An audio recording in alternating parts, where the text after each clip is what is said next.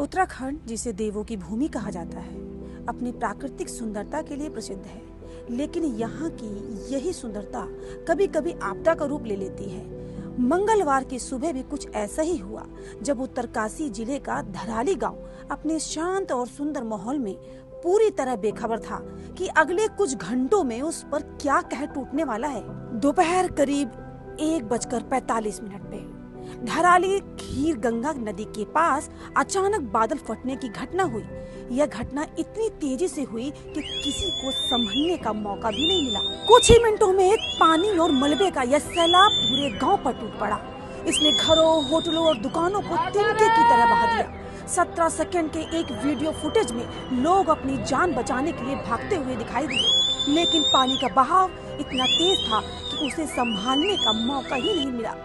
कई लोग इस सैलाब में बह गए। इस भयावह आपदा में अब तक 4 लोगों की मौतों की पुष्टि हो चुकी है, जबकि 50 से अधिक लोगों के लापता होने की आशंका है। धराली बाजार का एक बड़ा हिस्सा पूरी तरह से तबाह हो चुका है और कई इमारतें मलबे में दब गई हैं। यहाँ तक कि भारतीय सेना का एक कैंप भी इस बाढ़ में बह गया, जिससे कुछ जवान भी लापता बताए जा रहे हैं। लेकिन आपदा के इस समय में भी इंसानियत जिंदा है। भारतीय सेना, एसडीआरएफ और एनडीआरएफ की टीमें तुरंत घटना स्थल पर पहुंची। 150 से अधिक जवानों ने तुरंत बचाव अभियान शुरू किया। अब तक 15 से 20 लोगों को सुरक्षित बचाया गया है।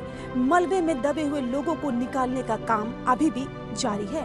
उत्तराखंड के मुख्यमंत्री पुष्कर सिंह धामी ने इस घटना पर गहरा दुख व्यक्त किया और राहत बचाव कार्यों में निगरानी कर रहे हैं। प्रधानमंत्री नरेंद्र मोदी ने भी इस हादसे पर दुख जताते हुए सीएम धामी से बात की।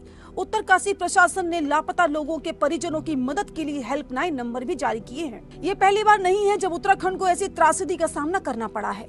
ये घटना 2021 के तपोवन विष्णु गांव त्रासदी और 2013 की केदारनाथ आपदा की याद दिलाती है। बार बार होने वाली ये घटनाएं पहाड़ों पर बढ़ती जनसंख्या, अनियंत्रित निर्माण और जलवायु परिवर्तन जैसी गंभीर चुनौतियों की ओर इशारा करती हैं। क्या हम इस बार भी इस आपदा से सबक सीखेंगे या यह केवल एक दुखद घटना बनकर रह जाएगी?